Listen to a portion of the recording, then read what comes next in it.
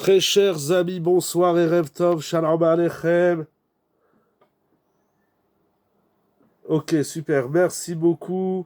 Quel plaisir de vous retrouver comme tous les jeudis soirs, d'être avec vous, parmi vous, tous ensemble. Nous sommes après Shavuot, Matan Torah, nous avons reçu la Torah, Keish Echad Velev Echad, dans la Hardout du Ham Israël. Et face à Kadosh Baruch Hu, que par le biais de la Torah, nous puissions bénéficier de toutes les brachot de la Torah, Be'ezrat Hashem Yitbarach. Pour nous et pour tout Israël, en tout lieu où chacun et chacune se trouve, Be'ezrat Hashem, la santé pour tout le monde, la parnassa, la bracha, dans tous les domaines de la vie. Nous allons parler ce soir du shalom. La paracha de cette semaine nous parle deux fois du shalom, une fois dans la sota, la femme qui est soupçonnée d'adultère, et une fois dans la birkat kohanim yevarechecha Adonai veishmerecha yaer Adonai panav elecha vichoneka yisa Adonai panav elecha veyasem lecha shalom. Lo matza Kadosh Baruch Hu leIsraël keli marzik bracha ela shalom. Akadosh Baruch Hu n'a trouvé d'ustensile qui puisse contenir la bénédiction pour le Ham Israël, si ce n'est que le shalom. Lorsqu'il y a le shalom, il y a toute la bracha, Morav et Rabotai. Alors ce soir, nous allons parler du shalom, parce que le shalom, c'est la bracha par excellence. Lorsqu'il y a le shalom, il y a tout. Nous allons lire ensemble, Be'ezrat Hashem. Je cherche les psukim. C'est écrit au Perek. Une longue paracha, c'est la plus longue paracha de la Torah. Parashat Nasokot et Machem Israël. Veyasem lecha shalom. Il dit le Rachaim Akadosh.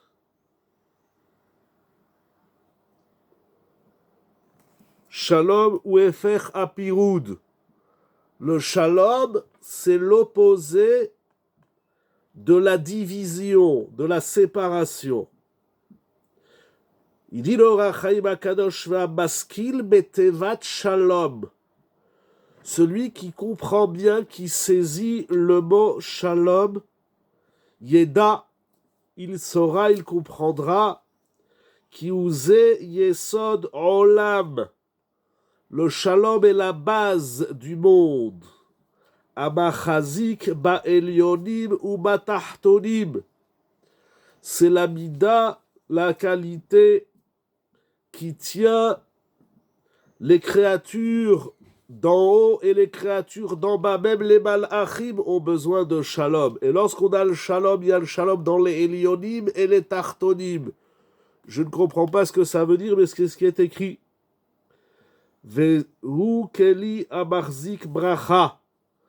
Et c'est l'ustensile qui contient la bénédiction keshe'en mafrid, lorsqu'il n'y a rien qui nous sépare. Ça veut dire qu'Akadosh Baruch Hu déverse à l'homme tout, la santé, la parnassa, tous les enfants, etc. Mais il faut un keli. Il faut un ustensile qui puisse contenir la bracha. Un homme, il a tout, mais s'il n'a pas l'ustensile, il n'a plus rien. Cet ustensile qui contient la bracha, le keli qui contient la bracha, c'est le shalom. Le shalom, par définition, ça veut dire entier, shlemut.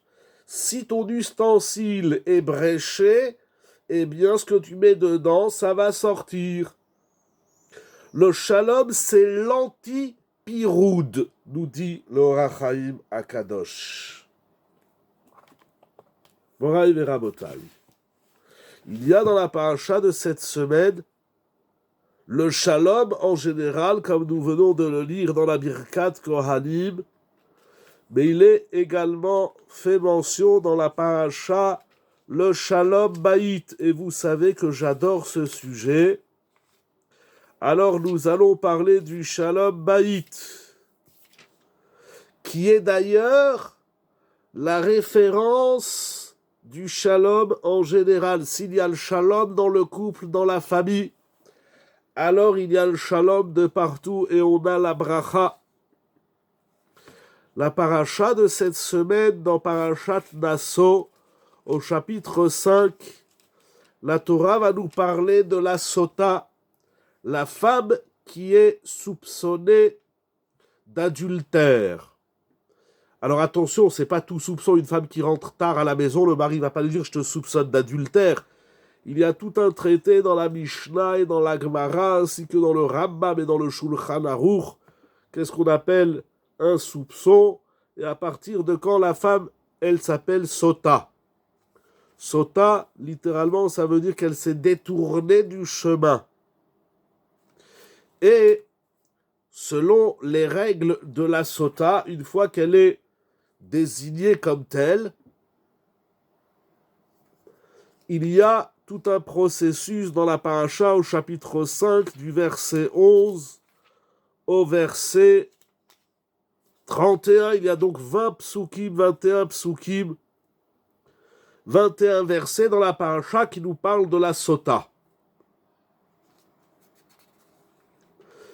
Dans ce processus de la sota, la Torah dit, donc elle va amener un sacrifice qui s'appelle Minhat Kenaot, une offrande, et on dressera la femme devant le Kohen, qui lui découvrira les cheveux. D'ici nous apprenons qu'une femme mariée doit se couvrir les cheveux. Ce n'est pas une invention des rabbins, c'est écrit clairement dans la Torah. Et ensuite, le Kohen va lui donner à boire une boisson qui s'appelle Mehamarim, littéralement les eaux amères. Ces eaux sont préparées avec l'eau que contenait le kior, le bassin qui se trouvait au Beth Hamikdash. On prenait également de la terre, du sol qu'il y a au Beth Hamikdash, et on mélangeait cette eau et cette terre. Et également, il est dit au verset 23, chapitre 5, Vechatav et ta'alot ha'elea Kohen bassefer u'maha el mehamarim. Le Kohen prendra le texte de la Torah de la Sota, il l'écrira dans un livre bassefer et il trempera ce parchemin dans les eaux mélangées à la terre du Mishkan ou Maha el Mehamarim. Et le parchemin qui contient la paracha de la Sota va s'effacer dans l'eau. Le texte va s'effacer dans l'eau.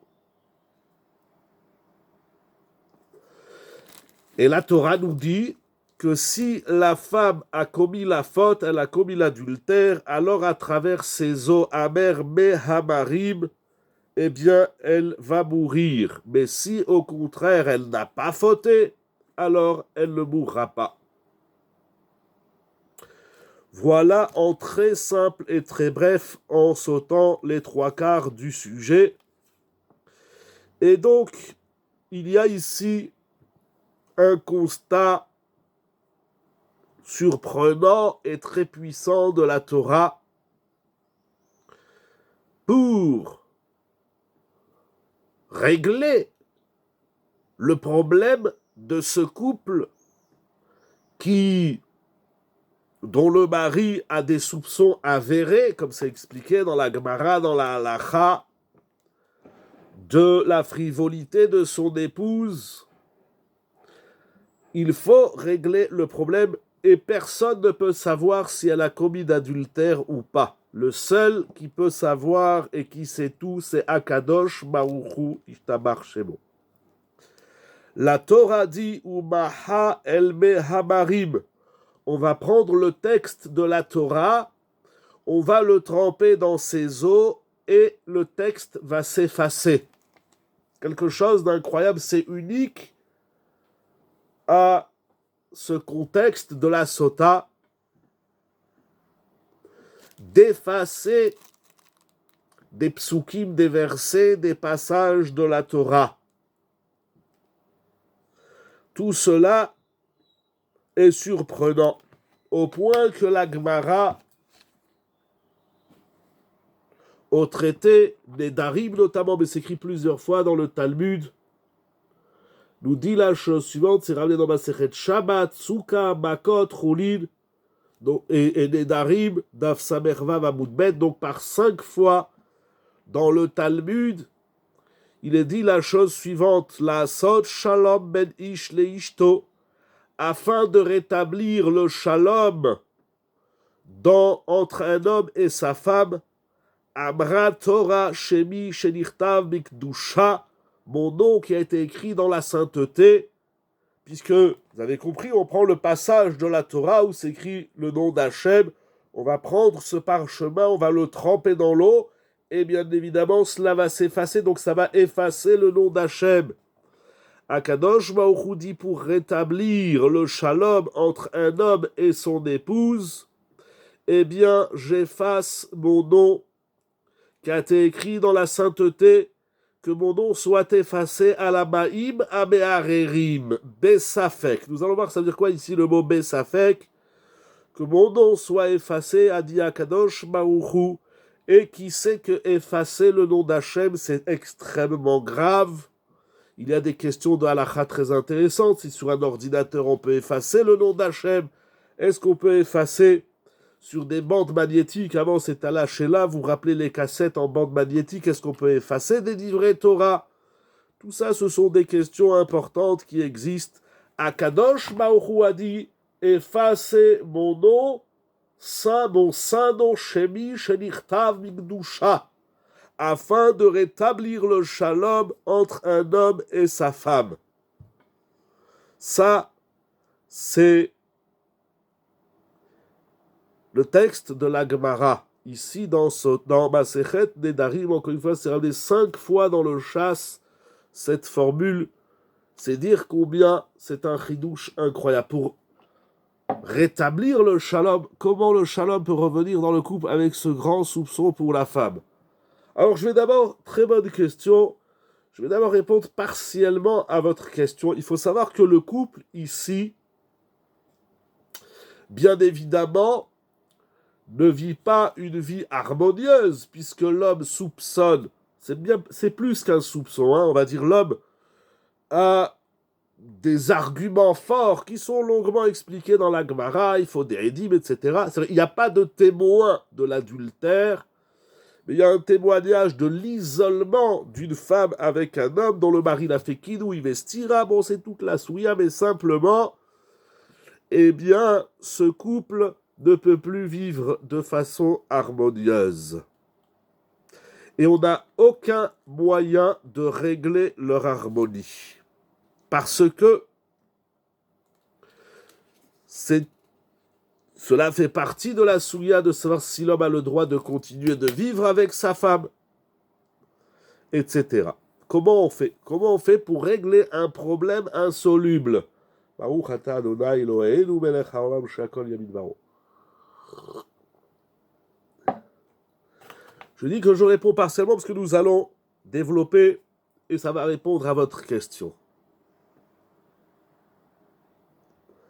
C'est déjà en soi incroyable. Ce texte de la Gemara qui constate du pasouk, la Gemara elle met en relief ce que la Torah nous demande, de prendre le nom d'Hachem et de l'effacer, afin de rétablir le shalom. Ça veut dire que le shalom dans le couple, c'est quelque chose de fondamental. Il n'y a pas, au peu de Torah que je connaisse, une autre situation où on efface le nom d'Hachem. C'est d'ailleurs extrêmement grave d'effacer le nom d'Hachem. Ici, c'est la Torah elle-même qui nous demande d'effacer le nom d'Akadosh Baruch Hu, le saint nom, le nom sacré divin. C'est dire que le couple, c'est quelque chose, c'est une notion fondamentale, existentielle. Chet Ha'egel, où est-ce que là-bas il y a l'effacement du nom d'Hachem? Je ne me rappelle pas. Oui, mais là-bas ils ont fait comme la sota. Vous avez raison. Mais là-bas ils ont fait comme la sota. Le Bekor, c'est la sota. Comme ça, il explique Rashi. Dans Parashat Kitissa, si je me trompe, le Bekor, c'est la sota. C'est la référence. C'est dans Rav Hayom. Akadosh Baruch Hu, il s'efface pour rétablir le shalom dans le couple. C'est incroyable. Ce qui est écrit ici, c'est incroyable. Le shalom dans le couple, c'est une valeur fondamentale, vitale. Jusqu'où cela va aller, nous allons voir des chidushim extraordinaires. Be'ezrat Hashem.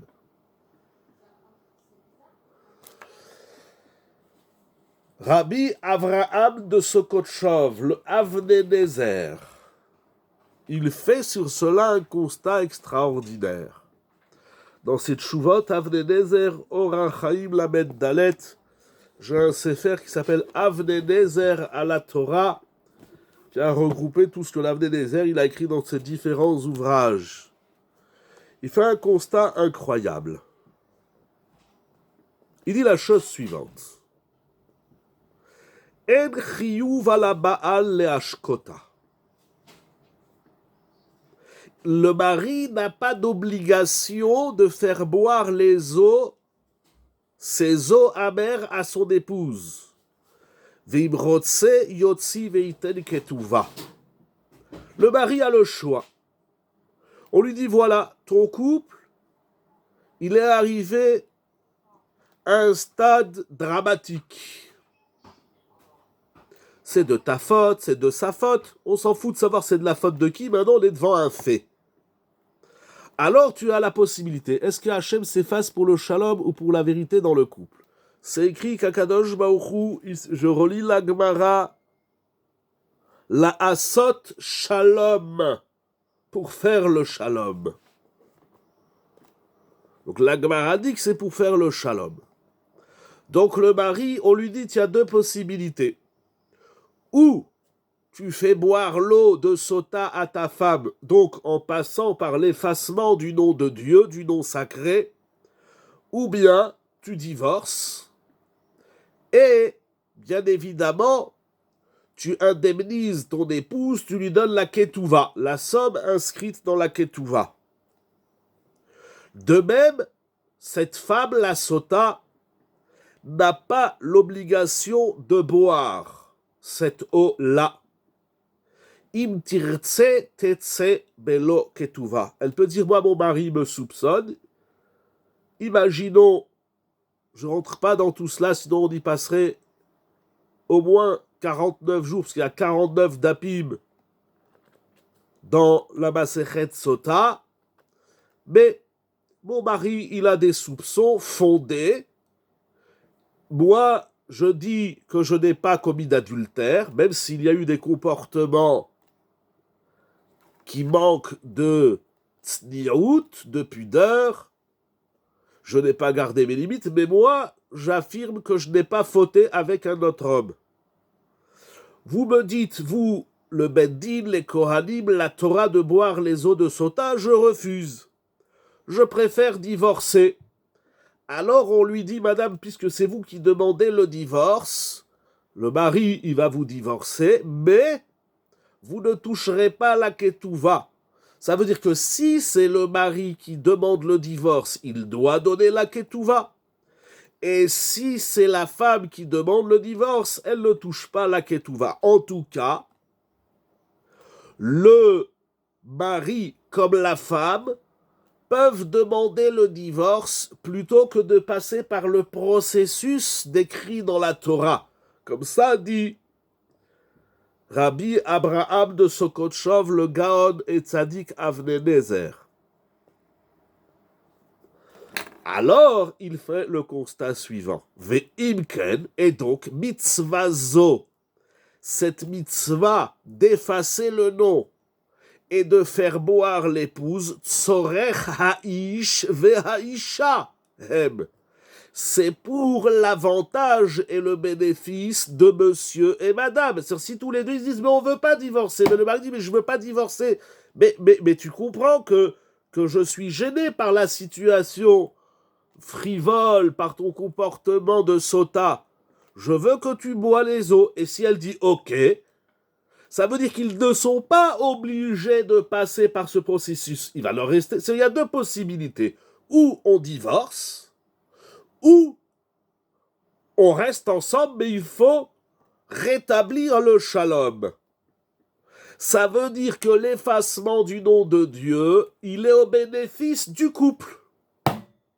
Et non pas au bénéfice Kaviachol Nakadosh Baruchu. Nous allons voir d'autres commentaires, d'autres Mefarshim. Donc, il dit le Avnei Nezer, l'intérêt de l'effacement du nom de Dieu n'est autre que pour le bénéfice de monsieur et madame. Parce qu'ils n'étaient pas obligés, ils ne sont pas obligés d'effacer le nom d'Hachem et de boire et de faire boire les eaux. Quel aurait pu être le bénéfice d'Hachem? Nous allons voir. Nous allons voir. Nous allons voir. Quel sera... Je ne vois pas la vamina qu'on aurait pu avoir de penser ça. Nous allons voir. Nous allons voir. En tout cas, il faut le dire clairement. C'est-à-dire qu'Akadosh Baruch dit, je m'efface pour vous. Comme si Kaviachol, Akadosh Baruch dirait, moi, je gagne rien d'effacer mon nom. C'est pas pour moi, c'est pour vous. C'est pour vous. Akadosh Baruch il se met de côté.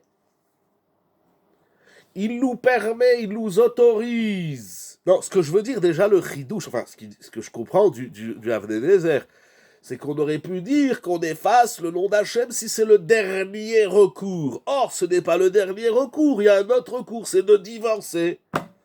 Donc, soit on divorce et on n'efface pas le nom d'Hachem, on peut comprendre que la situation de ce couple, elle est délicate,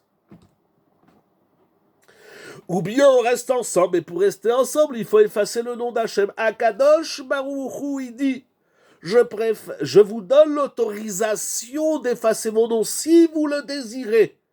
C'est au choix de ce couple. C'est incroyable. Ce qui est écrit ici, c'est incroyable. C'est pas l'unique recours de régler le problème. Il y a un autre recours, c'est de divorcer. On comprend qu'un homme qui a un soupçon fondé, il puisse ne plus vivre en harmonie, en tranquillité avec son épouse. Et d'un autre côté, peut-être que aujourd'hui, pour beaucoup moins que ça, il y a des hommes ou des femmes qui demandent le divorce. Pour beaucoup moins que ça. Mais on a en même temps un homme qui dit, moi, je veux pas divorcer. Et on a une femme qui dit, mais moi aussi, je veux pas divorcer. Qu'elle est fautée ou non, on ne sait pas.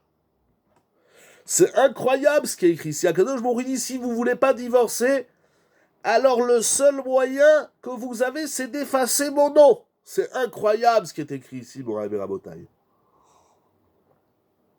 Il vient un homme, on est au Beddin, il vient un homme au Beddin, il dit, ma femme, elle traîne avec un homme, je sais pas qu'est-ce qui se passe, qu'est-ce qu'on va lui dire? C'est des questions qui existent, malheureusement, dans notre société depuis toujours.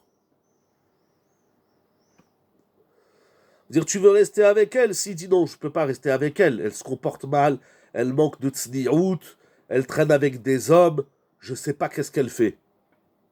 Ça sent pas bon. Bon, ah ben alors, il y a la Gemara dans Masechet Ketuvot, à la fin de la Masechet qui parle de ça, et de Masechet Gittin. Un homme ou une femme, bien sûr. Qu'est-ce qu'on peut faire? Maintenant, l'homme il dit, mais je l'aime, ma femme, je veux pas la quitter. Et elle aussi, elle dit, je veux pas quitter mon mari. Ah ben le seul recours qu'on a, c'est d'effacer le nom d'Hachem. Pourquoi? Je suis très gêné. On pourrait aussi dire qu'Akadosh Baruch pardon, ou vous prenez le micro, ou vous écrivez plus court, parce que j'ai pas le temps de lire, là, ça reste trop peu de temps sur mon écran, excusez-moi, très cher ami. Pardon, je prends la parole du coup. En fait, moi je suis assez gêné, pardonnez-moi, avec ce qu'on dit là, mais pourquoi ne pas interpréter le fait que Akadosh Baruch Hu, le nom s'efface parce que Akadosh Baruch Hu, il peut pas résider en fait dans un couple dans lequel il y a des soupçons pareils. Alors nous allons C'est arriver. une... Nous allons y arriver. Nous allons y arriver. Tout d'abord, il faut bien nous allons y arriver. Tout d'abord, il faut bien comprendre. C'est un chidouche extraordinaire que met en avant le Avnei Nezer. On va arriver à votre question. C'est un chidouche extraordinaire que de voir que l'effacement du nom d'Hachem, c'est une option. Il y a option 1, le divorce, option 2, le shalom. Mais pour qu'il y ait le shalom, il faut effacer le nom d'Akadosh Baruch Hu, ce qui est incroyable. On va revenir sur vos questions, Moraï Verabotaï. Rav Shimshon David Pinkus Alav Shalom, dans son livre Tiferet Shimshon à la Torah, il écrit la chose suivante. Si s'il est nécessaire, y a-t-il une des options qui est mieux préférée? Je sais pas, dans les mots du Avnei Nezer, vous posez une très bonne question. Laquelle des deux est préférable? Il vaut mieux le divorce ou l'effacement du nom.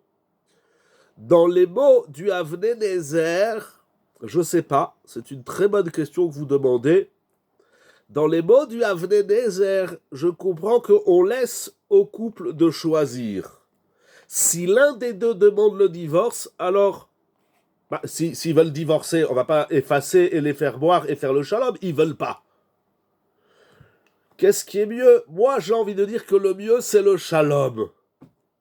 Mais, parce que je pense que le couple, c'est sacré, mais j'ai pas de réponse, honnêtement. Ce que nous voyons, si Akadosh Baruch Hu lui-même va s'en n'est-ce pas présomptueux de demander le divorce de la part de l'humain? Non, Akadosh Baruch Hu, soit parce que, je sais pas, très bonne question, soit parce que Akadosh Baruch Hu comprend que ce couple bat de l'aile, donc le but n'est pas de confronter l'épouse à sa faute. Ah, pas du tout, c'est pas ça le but des eaux de Sota, d'après cet enseignement de la Gemara. Il y a peut-être d'autres explications, mais d'après la Gemara, le but, ce n'est pas de mettre la femme face à sa faute, le but, c'est de rétablir le shalom. C'est écrit dans la Gemara. Si elle est Sota en buvant, sa mort est foudroyante, tout à fait. Alors posez-là la question. Là, il y a une question qui commence à se forger. Ça veut dire... Hein? Ça veut dire quoi? Alors, je vous laisse encore. Comment va-t-elle accepter de boire? Ah, ça c'est...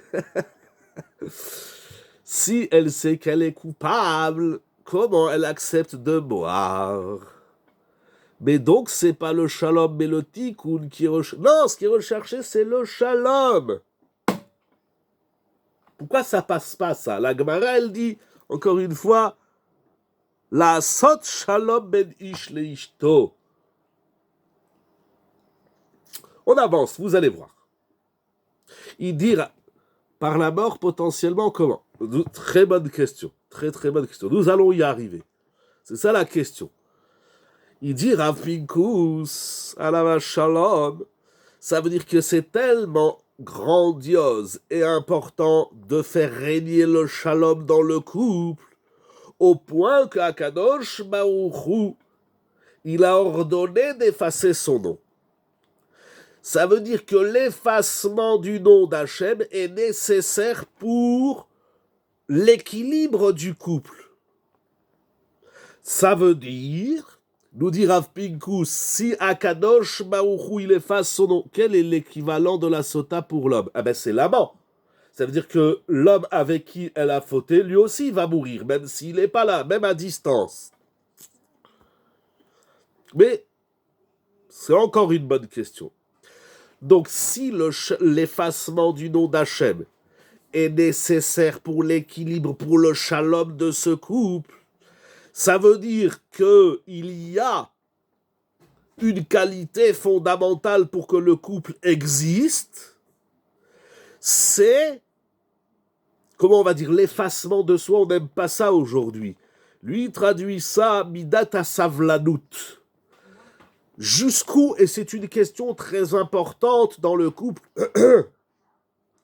Pardon, jusqu'où et combien on peut réclamer sa place. On se prend le chou, la tête. J'entends si la femme est Rochedet, quel est son recours? C'est une très bonne question, mais c'est pas le sujet. Mais il n'y a pas d'équivalent, si vous voulez, il n'y a pas d'équivalent dans ce sens. Si elle est Rochedet, il n'y a pas de Messota. Il y a autre chose, il faut qu'elle amène des Edim, il faut qu'elle prouve que... Mais il n'y a pas les os de Sota pour le mari. C'est-à-dire si la femme... Ok.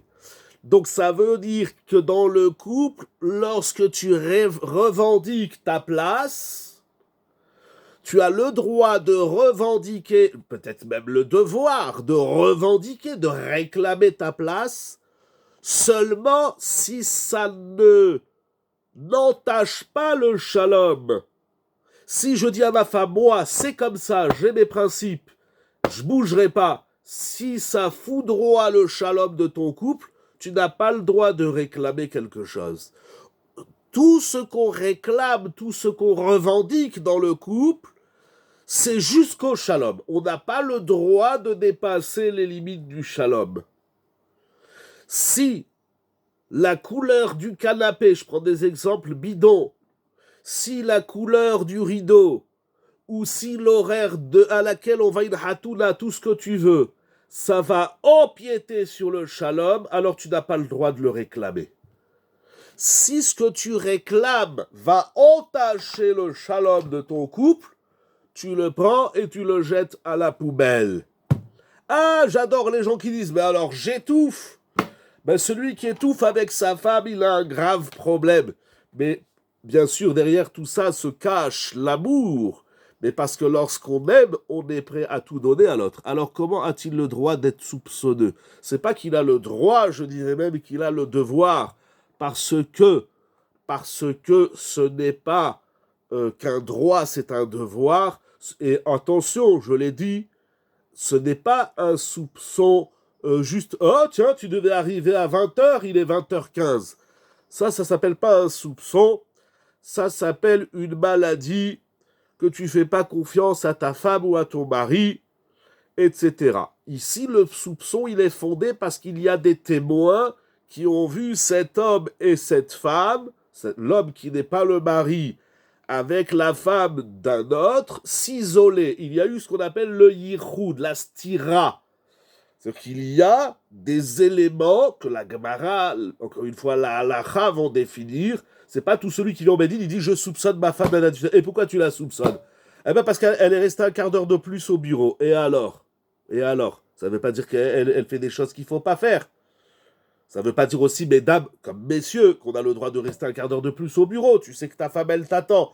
Alors pourquoi tu te mets en danger? Il ne faut pas mettre son couple en danger. Mais ici, c'est pas juste un soupçon, hein, un soupçon du cœur émotif. Oh là là, je soupçonne ma femme. Non, c'est pas ça.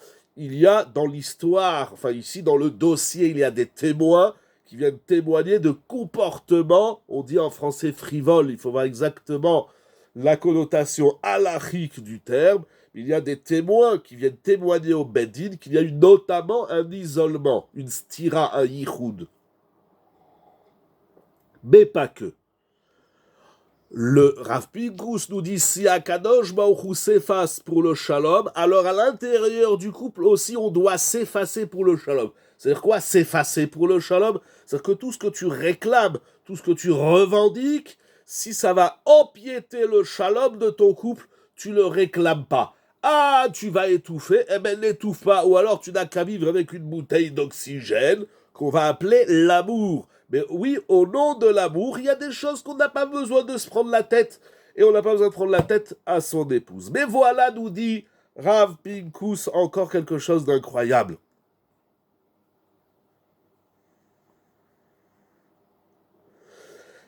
La Gemara dans Menachot, je dis une partie de son discours, la Gemara dans Menachot, d'Afraftet, Amoudbet, nous dit que Akadosh Baruch Hu a créé le monde qui beka, Yud, la lettre Yud, et la lettre He du nom sacré, Beka Hashem Tzur Olamim. Akadosh Baruch Hu a formé, a créé les mondes, le Olam Hazé et le Olam Haba, par les lettres Yud et les lettres He. Ce sont les deux mondes Pourquoi faut-il passer par la mort de la femme? Le couple peut divorcer. J'ai dit, bien sûr, ils peuvent divorcer. Mais eux, ils préfèrent pas divorcer. Ils veulent vivre ensemble. Vous comprenez? Ils ont le choix, ça c'était le Avnei Nezer. Ils ont le choix où on divorce. Mais là, il n'y a plus de bracha, c'est fini. Il n'y a plus de shalom, il y a du piroud. Il y a de la division. Eux, ils veulent vivre en paix, en shalom. Alors, ok, elle a fait des choses qu'il ne fallait pas faire, mais elle veut réparer. Donc la Gemara nous dit que par la lettre Yud, Akadosh Baruch Hu, il a créé le monde à venir, le Olam Abba, et par la lettre He de son nom, du nom sacré, il a créé le Olam Hazé, ce monde-ci. La Gemara l'explique pourquoi. Ça veut dire que le monde a été créé par le nom divin. Donc le nom sacré d'Akadosh Baruch Hu, il est la base de la création des mondes. Olam Hazé, Olam Abba. Et donc, il nous dit Rav Pinkus, regardez jusqu'où ça va. Lorsque on efface le nom sacré d'Akadosh Baruch Hu, il y a automatiquement un Chorban Haolam. Si le nom de Dieu est effacé, alors c'est le monde qui s'écroule.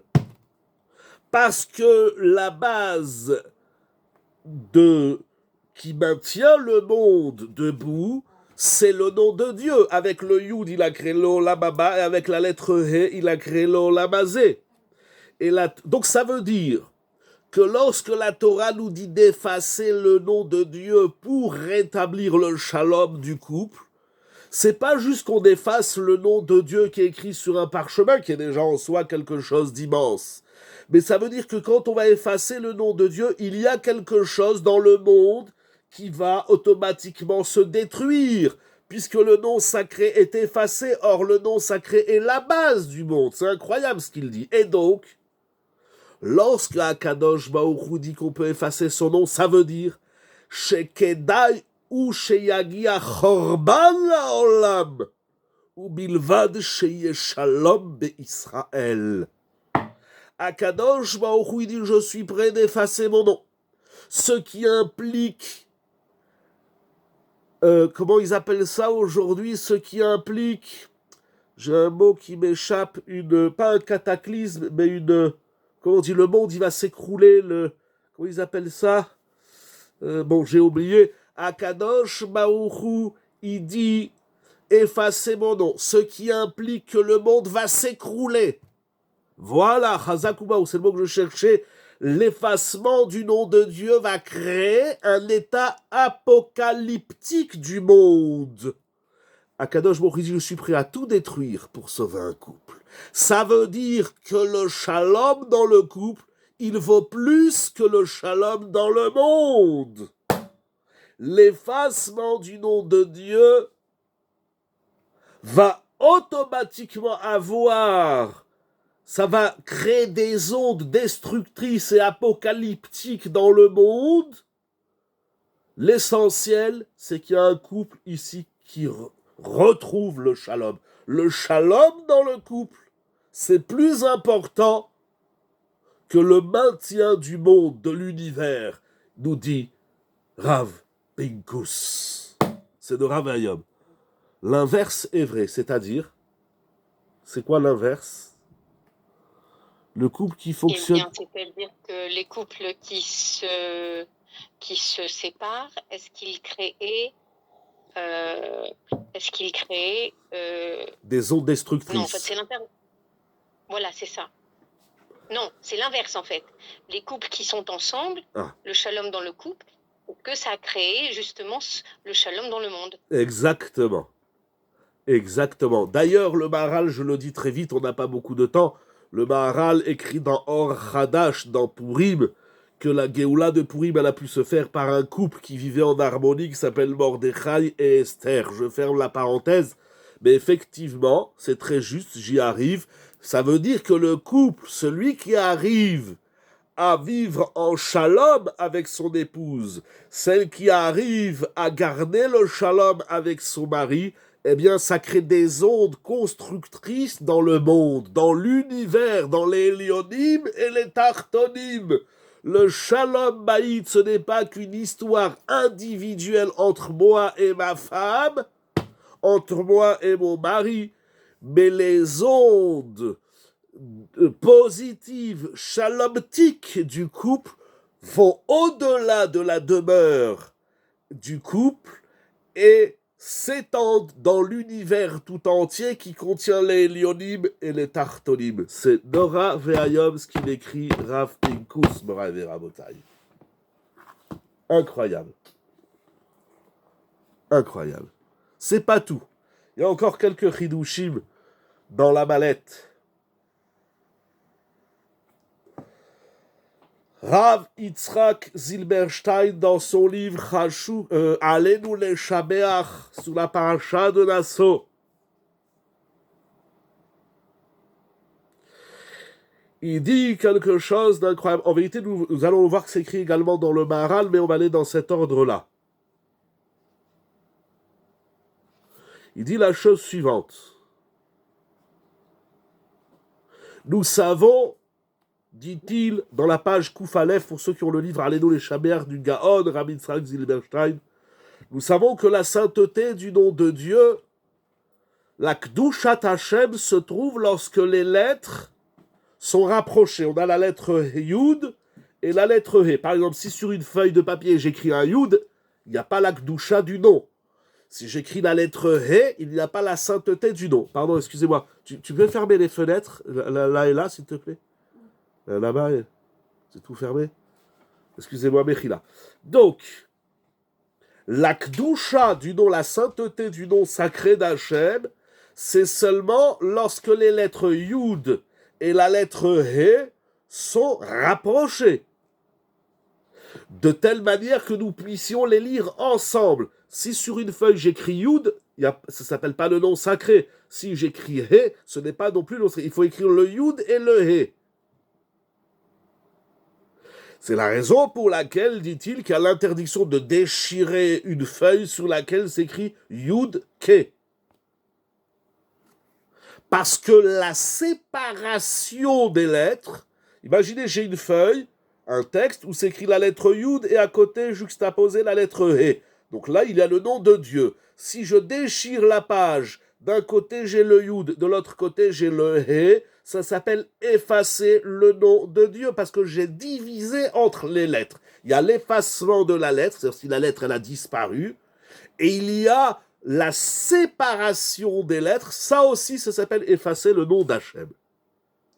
Ainsi dit-il, un homme et une femme qui sont méritants, et ils se lisent ensemble, ils sont liés avec amour, fraternité et harmonie, shalom, alors on va retrouver un pasouk de la Torah qui dit Ve'ayu le basar echad. Nous savons que la lettre Yud, c'est la lettre de l'homme Ish Aleph Yud Shin, pour homme, monsieur, et la lettre He, c'est la lettre de la femme, Aleph Shin He. C'est très beau ce qu'il écrit. Nous avons vu dans Rav Pinkus, la Gemara dans Menachot, que le Yud, c'est la lettre du Olam Haba, et le He, c'est la lettre du Olam Hazé.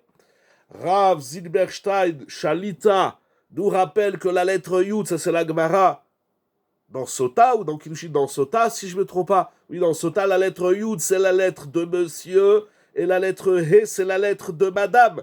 Donc si monsieur et madame sont liés, ils vivent en shalom, alors le Yud et le He sont liés. Et si ils vivent pas en shalom, alors ils ont délié le Yud et le He. Ça s'appelle également effacer le nom d'Hachem.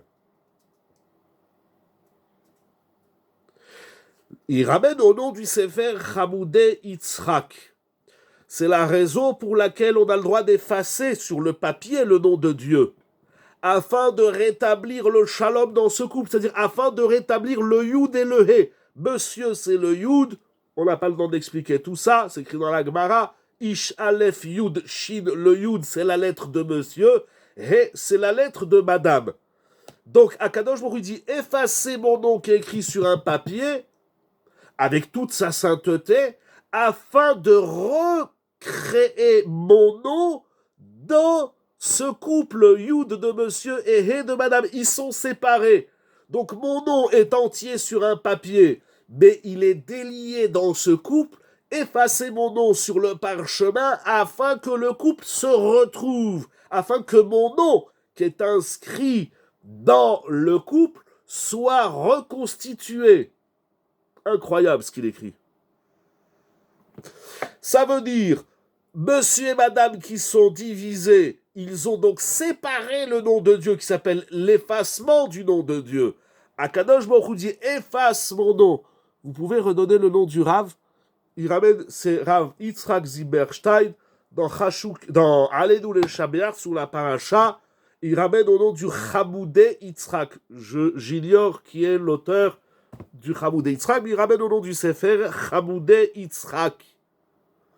Donc ça veut dire que, alors là, je discute pas avec plaisir, je discute pas avec le Avnei Nezer, mais nous voyons, c'est Gaon Haolam, nous voyons, afin que l'effacement ne touche que ce couple et pas le reste du monde. Vous pouvez dire ainsi, effectivement, c'est-à-dire Akadosh Baruch Hu dit, vous êtes séparés, donc le monde déjà il s'écroule. Alors j'efface mon nom sur ce que j'appelle le papier, le parchemin, le Sefer Torah, et comme ça mon nom il va se retrouver dans ce couple, et donc les ondes positives vont recréer le monde. C'est incroyable. Rav Pinkus, il dit que j'efface le nom d'Hachem, le monde s'écroule. Mais ça vaut le coup d'écrouler un monde pour garder le shalom dans le couple. Rav Zilberstein dit, mais Akadosh Baruch Hu dit, j'efface mon nom pour le retrouver dans le couple.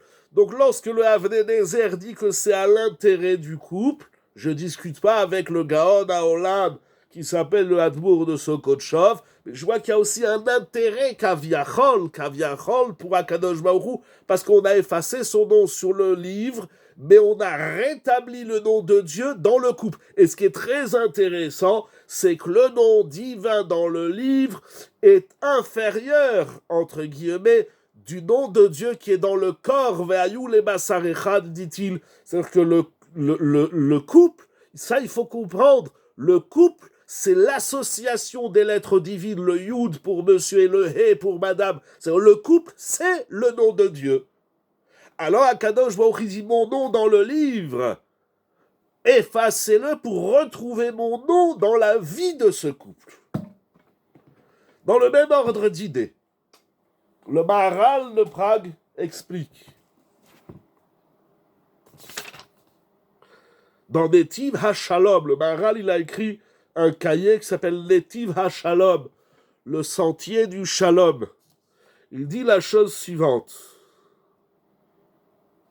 Il dit le Maharal à Kadosh, qui a Shem Yitbarach Gam Ken Shemo Shalom. Nous savons qu'un des noms d'Akadosh Baruch Hu, c'est Shalom. C'est pour ça que c'est écrit dans la Gemara, Masechet Shabbat, qu'on n'a pas le droit de dire Shalom ni aux toilettes, ni à la salle de bain, parce que Shalom, c'est le nom de Dieu. Et donc, Akadosh Baruch Hu, il dit, effacez mon nom sur le papier, parce que de toutes les façons, mon nom, il est déjà effacé dans ce couple.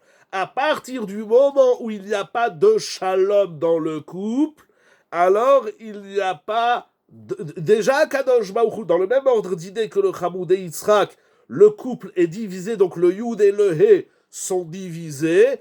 Ici, le Maharal, il le dit dans le Shem Shalom. Donc, pour rétablir le Shalom dans le couple, il dit le Maharal, c'est pour rétablir mon nom, ma dimension divine, c'est Akadosh Baruch Hu qui parle, pour rétablir la dimension divine qui s'appelle le Shalom, effacer mon nom sur le document, sur le Sefer, afin que mon nom revienne. Parce qu'à travers la division de ce couple, le nom de Dieu, il a déjà disparu. C'est incroyable. Donc, effacer le nom d'Hachem pour rétablir le nom d'Hachem. On efface pour rétablir. On efface le nom d'Hachem. C'est extraordinaire ce qu'il écrit. C'est très très subtil. Bon, Rabotai, j'espère que je suis clair. Comme ça, vous pouvez bien comprendre. J'espère que j'ai compris quelque chose, Bichlal. Akadosh Baruch Hu dit efface mon nom pour rétablir un autre nom. Alors c'est incroyable parce qu'on peut se poser la question. D'abord, quel est l'intérêt d'effacer le nom Yud Ke Vav Ke si c'est pour retrouver un autre nom qui s'appelle Shalom? C'est-à-dire, tu effaces un nom pour retrouver un nom qui était effacé. Mais quand le couple est divisé, le nom Shalom a disparu, mais le nom Yud Kevavke, il est là. Agshmo, il dit efface Yud Kevavke, comme ça il y a Shalom qui revient. Mais qu'est-ce qu'on a gagné d'une façon ou d'une autre d'une autre, il y a un des noms de Dieu qui est effacé. Alors pourquoi là il est mieux que l'autre? Est-ce un effacement ou une transposition? C'est un effacement ou maha. Regardez le verset, chapitre 5, verset 23. La Torah, elle dit clairement ou maha. Ou maha, ça veut dire effacer. Ou maha, elle met amarim. Veimchok. Onkelos, il traduit veimchok. C'est effacé. Pardon, Madame Boka, j'ai pas eu le temps de lire votre fenêtre, tout ce que sur le papier. Pardon, j'ai pas eu le temps de lire Mechila, où vous prenez le micro, où vous renvoyez. Peut-être que le nom d'Hachem dans le couple est une possibilité plus grande de grandir. Bien évidemment, exactement, c'est ça le sens. Ça, Kadosh Baruch Hu dit, mon nom qui est écrit dans le livre, il a toute sa sainteté, toute sa taille. Mais si dans la vie du couple il n'existe pas, alors il n'a pas d'intérêt. Bien sûr, la Torah écrite, elle a toute sa valeur, bien évidemment, on sort de Shavuot. Mais si le nom de Dieu, on ne le retrouve pas ici chez l'humain dans un couple, alors il n'a pas d'intérêt d'être écrit dans un livre, parce que tout ce qui est écrit dans le livre, on doit l'intégrer et on doit le vivre. C'est tout de même violent, on utilise le même terme pour Zecher Amalek. Exactement, très bonne remarque. Très très juste, là-bas aussi c'est écrit Bahot Timchet Zecher Amalek, exactement, puis c'est extraordinaire ce que vous faites remarquer. Ça c'est le Maharal, et c'est Rav Yitzhak Zilberstein. Morav et Rabotai. C'est ramené dans le livre Nae Doresh de Rav Posen. Il ramène un chiour de Rav Shlomo Levinstein qui ramène le Maharal. Est-ce qu'on a bien compris? Le Maharal dit effacer, c'est Hachem qui parle. Effacer le nom de Dieu pour rétablir le shalom. Parce qu'étant donné que le couple est divisé, il n'y a plus le shalom, donc il n'y a plus le nom de Dieu. Et s'il n'y a plus le nom de Dieu, il n'y a plus rien, il y a tout qui s'écroule. Alors Akadosh Baruch Hu, il dit effacer mon nom d'un côté, comme ça mon nom shalom revient. C'est-à-dire que le nom shalom qui est inscrit dans le couple, il est supérieur au nom Yud Kevavke qui est écrit dans le livre. Il ramène une kushia au nom du Eretz Tzvi.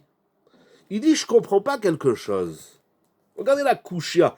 Elle est très subtile et nuancée. Si c'est pas clair, vous me dites, je vais essayer de la dire clairement. Il dit, je comprends pas quelque chose. Vous avez touché déjà un peu la question. Il dit, je comprends pas quelque chose. Si, lorsque madame boit les eaux, il s'avère qu'elle n'a pas fauté, qu'est-ce qui se passe?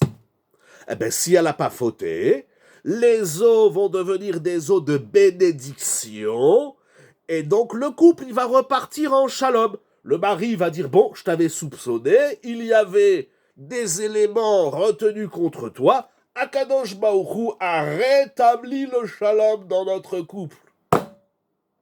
Il dit, mais je comprends pas. Si au final, cette femme, elle a fauté, donc lorsqu'elle va boire les eaux de Sota, elle va mourir, elle va crever, excusez-moi l'expression.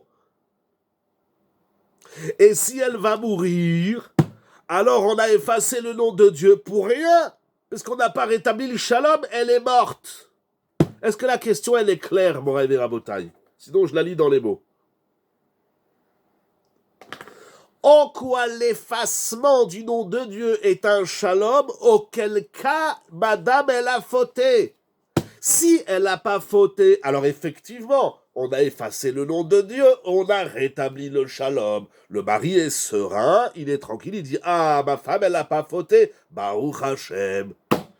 Mais si elle a fauté, il faut voir c'est quoi la définition du shalom. Expliquez-vous. Mais si elle meurt, alors on aurait effacé le nom de Dieu pour rien. Est-ce qu'elle est claire, la question, Morav et Rabotai?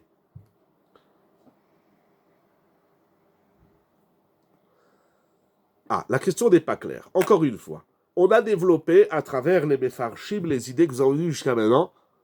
La question n'est pas claire. Alors on va répéter, on va essayer de dire clairement. Akadosh Baruch Hu, il a demandé, on va répéter pour ceux que c'est pas clair. Akadosh Baruch Hu, il autorise qu'on efface son nom pour rétablir le shalom dans le couple. Mais il y a shalom dans le couple seulement si, au final, il s'avère que madame n'a pas fauté. Donc les œufs de Sota ont rétabli, comme vous avez dit tout à l'heure, la vérité qu'elle n'a pas fauté. Et donc le couple va se retrouver. Le Yud et le He vont se retrouver. Le shalom va se retrouver. Mais si lorsqu'elle boit les eaux de Sota, il s'avère qu'elle a fauté, et donc elle va mourir. Vous avez dit tout à l'heure, elle meurt immédiatement. Comme c'est écrit dans la paracha, même si c'est une discussion, il y a une Mishnah dans Sota, bon, en simple. Donc si elle a fauté, elle va mourir. Donc si elle va mourir, il n'y a plus de Shalom Bayit. Alors on aurait effacé le nom de Dieu pour rien. Encore une fois. D'après cette Gemara, toute la raison pour laquelle on efface le nom de Dieu, c'est pour rétablir le shalom dans le couple. Mais il y aura shalom dans le couple seulement si elle n'a pas fauté. Alors on efface le nom de Dieu, sacré, mais de l'autre côté, on a retrouvé le Yud et le He, on a retrouvé le shalom, monsieur et madame vont vivre en harmonie. Mais s'il s'avère qu'elle a fauté, donc elle boit les œufs de Sota et elle meurt, tchac, tchic-tchac, elle meurt. Et donc on a effacé le nom de Dieu, mais on n'a pas rétabli le shalom. C'est pas pour rien. Pardon, j'ai pas eu le temps de lire. Qu'est-ce que vous dites, Meyer?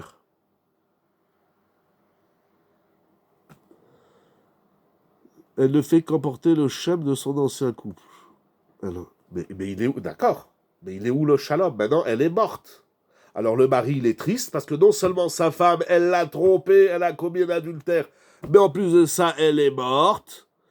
Je suis d'accord que le couple n'existe plus si la femme, elle est sota, mais si elle meurt, on aurait effacé le nom de Dieu pour rien.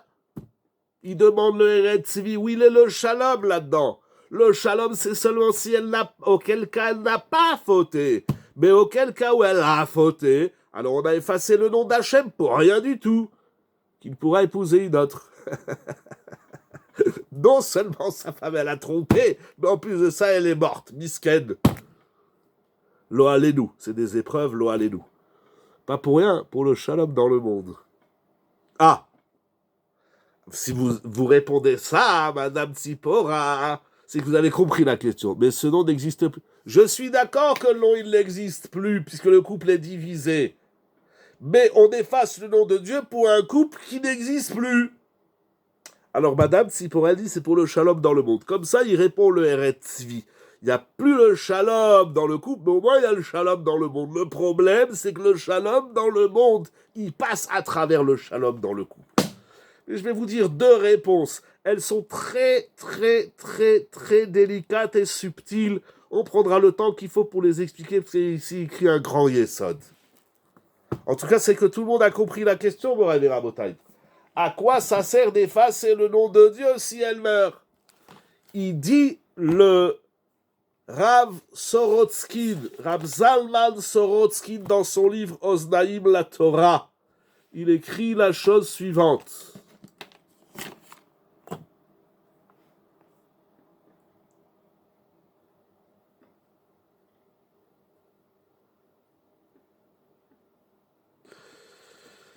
Il dit la chose suivante. Je ne lis pas tout, j'ai très envie, mais regardez ce qu'il écrit. C'est très fin. Ve'aonesh hamiyadi latmea ba leman ateora. כדי שאם תישאר האישה בחיים אחרי שתיית המים, יוודע בעלה בביאור שהיא טהורה ויתפייס עמה.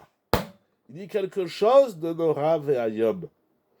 Akadosh Baruch Hu, il dit, je prends le risque d'effacer mon nom pour rien, afin de sauver celles qui n'auront pas fauté. Dans les mots. L'effacement du nom de Dieu, Mechikazo Kedaït, elle en vaut la peine, afin d'établir le shalom entre un homme et sa femme, et la sanction immédiate qui frappe celle qui a fauté, c'est-à-dire celle qui a fauté, elle meurt immédiatement, Ça, c'est pour sauver celle qui n'aura pas fauté. Il y a un effet ricochet. Le comble de l'effacement pour l'autre. Voilà. C'est un Kadosh Baruch Hu, il dit avec les eaux de Sota, tu vas crever, mais à travers ta crevaison, excusez-moi la vulgarité, à travers qu'il y en a une qui meurt, ça va prouver que celle qui meurt pas, elle est pure. Ici, on n'a pas rétabli le shalom. Mais à travers là où on rétablit pas le shalom parce qu'elle a fauté, ça permet, c'est ça qui va être mévarer, c'est ça qui va clarifier que là où il n'y a pas eu faute, il y a shalom. C'est-à-dire, elle meurt, pas pour elle, pas pour son shalom. Elle meurt pour le shalom de l'autre. Est-ce que c'est clair, Moraï Verabotaï? Il y a un ratio bénéfice-risque qui vaut le coup. Exactement. Exactement. Dans les mots, c'est extraordinaire. Ve'aonesh amiyadi latmea, et la sanction immédiate de celle qui a fauté vient bas les ma'ana teora. Il va valider sur celle qui meurt, valide celle qui meurt pas. Elle devait boire en présence de toutes les femmes et tous les hommes qui voulaient voir. C'était open à tout le monde, c'était pas à huis clos.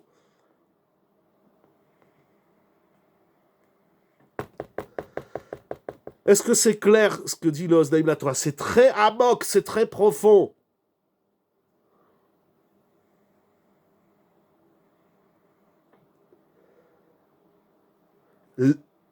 C'est incroyable, hein? Je le relis parce que c'est tellement bon et doux et beau. Même l'effacement du nom de Dieu vaut le coup pour rétablir le shalom ben ish le ishto. Ve'aonesh amiyadi, et la sanction immédiate, l'atmea de celle qui a fauté, donc elle meurt tout de suite, vient. C'est pourquoi elle meurt?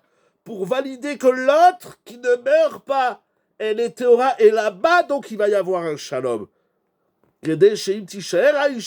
Afin que celle qui reste en vie après la consommation de ses os, que le mari sache clairement qu'elle est théora, que sa femme est pure, et qu'il peut retrouver l'harmonie dans son... Comment trouver ne se passe pas, et qu'il oblige son épouse à boire. J'ai pas bien compris votre question, Mechila. Je suis désolé, je vais prendre le micro, c'est plus simple. En fait, si on part sur ce qu'on est en train de dire là, ça veut dire que Akadosh Baruch Hu Kaviachol Birvodo ou Atzmo, il concède le fait que son nom soit effacé, juste pour que lorsque il y ait des cas positifs, il y ait des cas pour sauver des personnes, ça puisse se faire. Exact. Très bien. Donc si on part sur ce yesod d'aller jusque-là pour s'effacer pour l'autre, comment est-ce qu'on peut, Birlal, concevoir la sota dans l'absolu, puisque l'homme, il devrait s'effacer pour la sota justement en miroir, comme Akadosh Baruch Hu, lui, il est prêt à faire ça, l'homme aussi, il devrait être en capacité de s'effacer, de ne même pas exposer sa femme à tout cet exercice-là, et de régler ça amiablement, enfin, je sais pas autrement que ça. Alors, vous touchez un peu la question, vous touchez un peu la partie de ce que j'ai pas lu dans Osnaïm la Torah, mais ça veut dire comme ça. Il ne faut pas oublier, bien évidemment, j'ai pas du tout parlé de ça, c'est encore un autre sujet, il ne faut pas oublier que la sota, elle a un comportement déjà qui est illicite, parce qu'elle va s'isoler avec un autre homme. Et le yichud, c'est un issour mina Torah. Maintenant, pour aller plus loin et plus crûment, un homme qui soupçonne, c'est-à-dire, si vous voulez, dans les mots, parce que en tant que rave, entre guillemets, excusez-moi l'expression, en tant que rave, j'ai eu souvent, moi-même ou à travers d'autres rabbanim, la question, allô, rave, mon mari m'a trompé. Ou bien, allô, rave, ma femme a couché avec un autre homme. On l'a vu dernièrement au Kollel dans Masechet Yevamot. C'est des questions qui arrivent dans notre société. Et doit-on rétablir le couple? Aujourd'hui, il n'y a plus les eaux de Sota. Aujourd'hui, il n'y a plus de Sanhédrin. il y a Baruch Hashem des Bate Dinim, et encore en France, on est pauvre de Bate Dinim, il y a des Dayanim, à Lyon, à Strasbourg, etc., dans notre ville, à Paris, mais malheureusement, et Baruch Hashem, en Eretz Israël, ou en Angleterre, ou ailleurs dans le monde, il y a des grands Bate Dinim, mais malgré tout, on n'a pas tous les éléments de la Torah pour gérer ce genre de problème. Mais moi, personnellement, on m'a déjà soumis la question de couple, et croyez-moi, c'est pas évident, et on n'arrive pas toujours. J'ai orienté vers d'autres rabbinim, bien sûr, j'ai pris conseil auprès de mon Rav Alav Shalom, auprès d'autres rabbinim. En simple, quand un homme il vient nous voir et il nous dit « ma femme m'a trompé, j'ai des preuves », ou bien une femme qui vient et dit « mon mari m'a trompé avec la secrétaire avec qui vous voulez Anilodé Alo Alenu », qu'est-ce qu'on doit dire, qu'est-ce qu'on doit faire? C'est des questions qui touchent notre société. Pas que la nôtre, ça a toujours existé malheureusement dans l'histoire. Il y a ce Yetzer Hara, il y a ce problème de la société, il y a cette proximité, cette promiscuité homme-femme, qui plus est de surcroît aujourd'hui où on parle d'égalité, on parle j'ai plus tous les termes de notre société, mais lorsqu'on se retrouve dans un bureau, dans un cabinet, etc., les voyages d'affaires, ou bien les réunions, etc., c'est malheureusement des choses qui arrivent. Qu'est-ce qu'on dit à un homme qui dit « ma femme m'a trompé, je l'ai vu, on m'a dit, j'ai vu les vidéos, etc. » Aujourd'hui, ça va très, très, très, très vite. Je crois que je me suis éloigné de votre question, pardon. Ah, alors vous dites oui, vous dites, mais qu'est-ce qu'on va dire à l'homme de s'effacer? Mais comment? Mais ça touche, vous savez, un couple qui est marié depuis 10 ans, 20 ans, 30 ans, 40 ans. Mais il n'y a pas que du sechel ici. Bien sûr, il y a de l'émotion, il y a du partage, il y a de l'amour, il y a des sentiments. C'est très compliqué, c'est très, très, très compliqué. Ça veut dire, on s'efface tant qu'il n'y a pas de problème, mais dès qu'il y a un problème, celui qui arrive, il est Matov. Il s'efface. Mais ce qui est intéressant dans votre remarque, cher ami, vous dites de la même façon qu'Akadosh Baruch Hu s'efface, alors l'homme et la femme aussi doivent s'effacer. Ça, c'est ce que dit Rav Pinkus. On doit s'inspirer de l'effacement du nom de Dieu pour sauver son couple.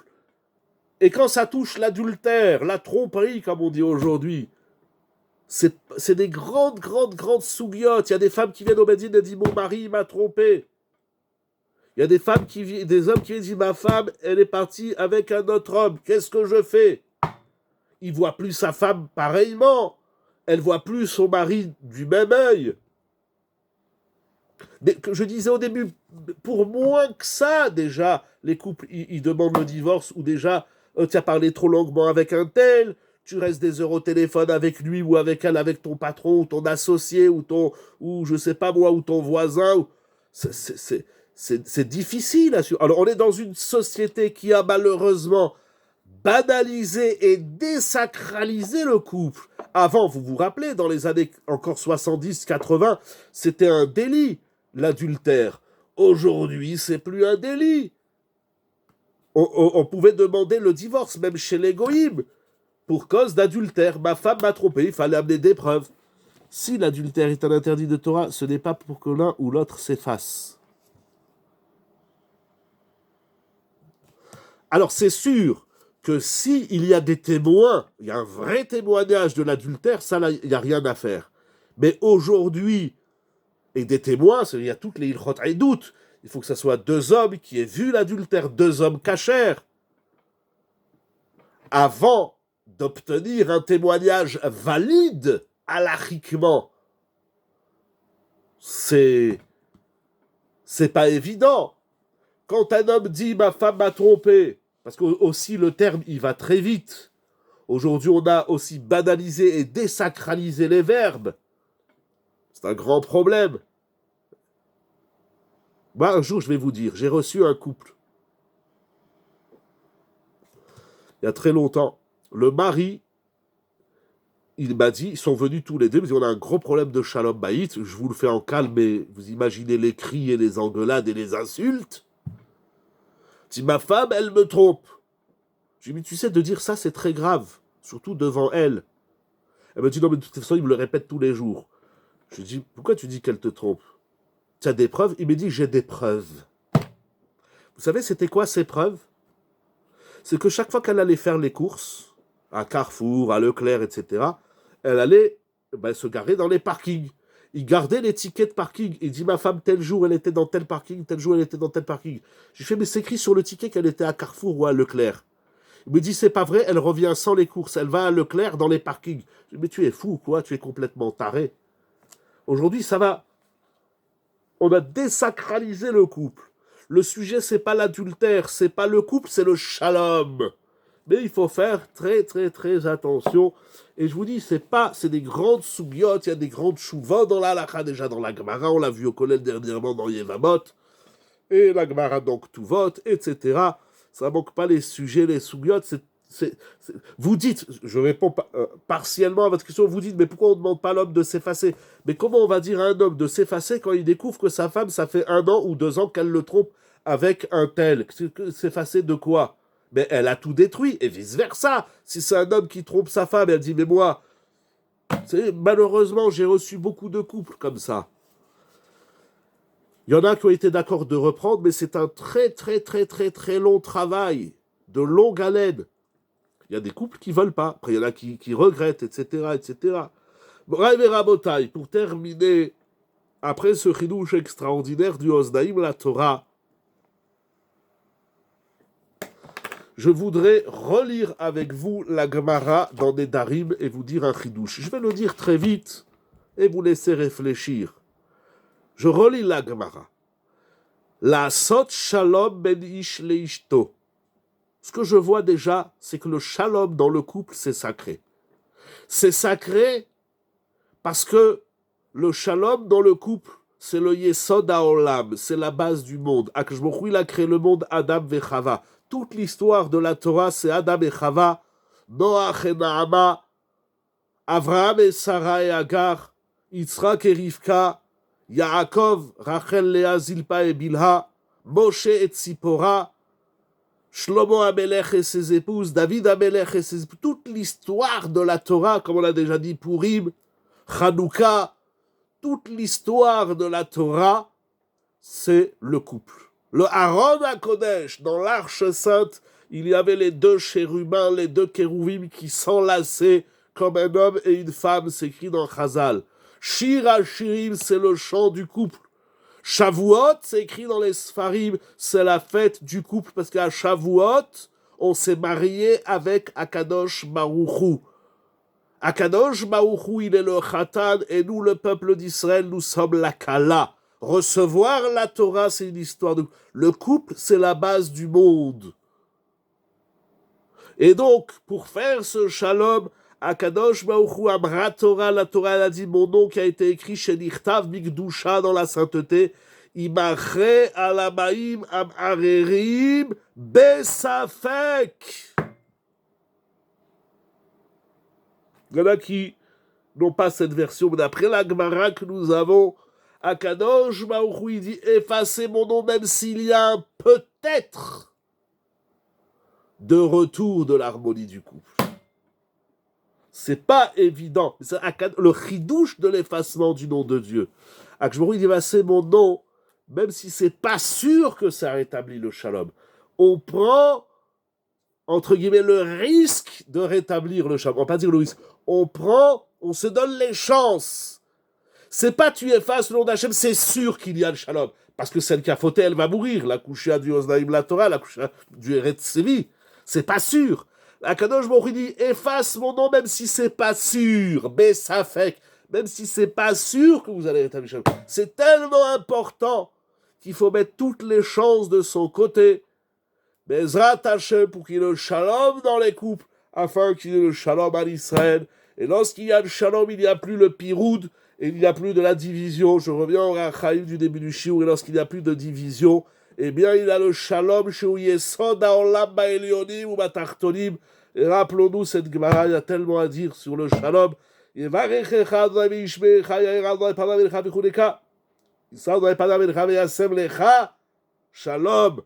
Qu'Akadosh Baruch donne à chacun, à chacune la chorma, la lucidité, à chacun lui à Israël, de trouver le moyen de rétablir le shalom dans son propre couple, afin que jaillisse le shalom dans le monde entier pour tout le Ham Israël. On a besoin de shalom. Le Ham Israël, il est tellement divisé, tellement décousu, tellement séparé, tellement de haine, tellement d'animosité dans les couples, dans les familles, dans les communautés, dans le Ham Israël, les religieux, les non-religieux. Il y a tellement de marloquettes. On se doit de rétablir le shalom. Et le shalom, il commence chez soi, à la maison. Kakadosh Baruch Hu Sim Shalom, c'est la dernière bracha de la Hamida, et que se réalise en nous et en vous et pour tout le Ham Israël et pour le monde entier. On sait Shalom Imromav, où il y a assez Shalom Alenu, Valkol Amo Israël Veimro.